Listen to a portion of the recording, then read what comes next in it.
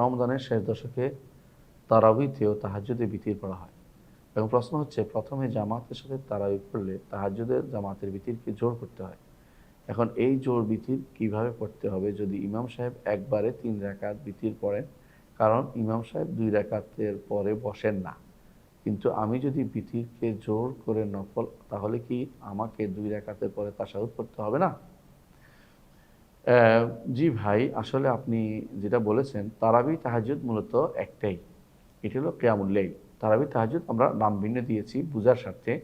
প্রথম রাত্রে বলে তারাবি বলে, শেষ রাত্রে বলে তাহাজ্জুদ বলে। কিন্তু দুইটাই মিলেই হচ্ছে কিয়ামুল লাইল, এবং দুইটাই মিলে হচ্ছে সালাতুল লাইল।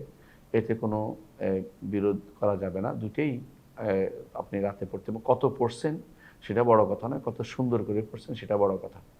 শেষ দশকে যখন ইমাম সাহেব সালাত পড়েন এবং এরপরে তিনি শেষ দশকে আরও পড়তে চান না, তিনি বিতির পড়ে ফেলেন, আপনি তার সাথে বিতির পড়বেন।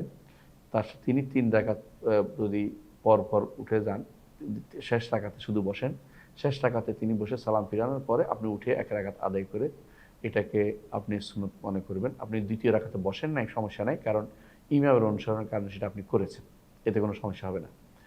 আরেকটা পদ্ধতি হচ্ছে, আপনি পড়বেন না শেষ রাকাতে, শেষ রাতে আপনি আরও কিছু পড়ে তারপরে বিতির পড়বেন। তবে আগেরটা উত্তম, কেন? যাতে করে ইমামের সাথে আপনার সালাতটা হয়ে যায়, এটা উত্তম। অর্থাৎ আগে ইমামের সাথে পড়বেন, যতটুকু পড়ে অতটুকু, শেষে আপনি বিতিরটাকে বানিয়ে ফেলবেন, নফল বানিয়ে ফেলবেন 1 রাকাত পরে। বসেন নাই, দ্বিতীয় বসাতে কোনো সমস্যা নেই, কারণ ইমামের কারণে আপনি বসেন নাই, আর এটা ইমামের কারণে, সেটা আপনার আফওয়ান হবে। আর আপনি রাতের সালাতের ক্ষেত্রে একসাথে দ্বিতীয় রাকাতে না পড়ে 11 রাকাত পর্যন্ত, 9 রাকাত পর্যন্ত রাসূলুল্লাহ সাল্লাল্লাহু আলাইহি ওয়াসাল্লাম পড়তেন। তা আপনি সেটাই সেই হিসেবে নিলে রাতের সালাতের ক্ষেত্রে এই শেষ বৈঠকে পড়ার নিয়ম আছে। যে বিতির এবং কিয়ামুল লাইল মূলত একই সালাত। বিতিরটা জাস্ট এটাকে বেজোড় করে দেয়। কিয়ামুল লাইলও 9 রাকাত একসাথে না বসে, 8 রাকাত না বসে 9ম রাকাতে বসতে পারেন। সেই হিসাবে এটাকেও এইভাবে আপনি নিতে পারেন। পরে আবার যোগ করে নিলে আপনার তখন যেটা অন্যগুলোকে বেজোড় করে ফেলবে, এটা হতে পারে, কোনো সমস্যা নেই, এটা আপনি আদায় করতে পারেন।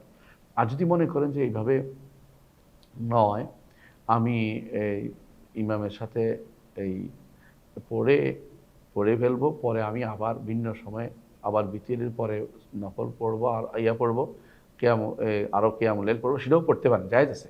অর্থাৎ এই নয় যে একবার বিতির পড়ছেন বলে আর নফল সালাত পড়তে পারবে না, তা নয়।